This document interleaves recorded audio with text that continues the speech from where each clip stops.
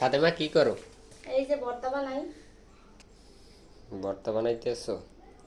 তো আজকে দুপুরবেলা বাইরে থেকে খাবার নিয়ে আসছিলাম, যার কারণে রান্না বান্না করে না দুপুরে। আর এখন রাত্রে ভর্তা ভাত বানাচ্ছে। এই যে বেগুন ভর্তা বানাচ্ছে, আর এটা কি? আলু ভর্তা। এই আর এই হচ্ছে যে আলু ভর্তা। আর পছন্দের মরিচ। আর আমাদের পছন্দের বোম্বাই মরিচ, আমাদের বরিশাল ভাষায় বলে বোম্বাই এইটা যে মরিচ। কত মজা। হ্যাঁ। আর গরম ভাতের সাথে রাত্রে ভর্তা খাইতে সেই সাথে। তো মাছ তো খাই না, শুধু ভর্তা দিয়ে ভাত খাইতেছে। এই অনেকদিন পর আজকে ঈদের ছুটি দিছে আমাদের। এই খুশিতে ভর্তা ভাত খাই। খুশিতে ভর্তা ভাত বানাইতেছে। আর তো রাত্রে কোনো রান্না বান্নাই করতে না, যেহেতু বন্ধ দিছে, যার কারণে রাত্রে কালকে রান্না অফিস করছি। নাই, কত শান্তি। এখন 10 দিন ঘুমাবা না একটাই না।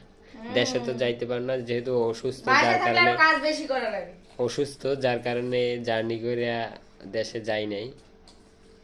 এই এখন বাসায় বসে বসে খাবা আর ঘুমাবা, এটাই কাজ, বুঝছো?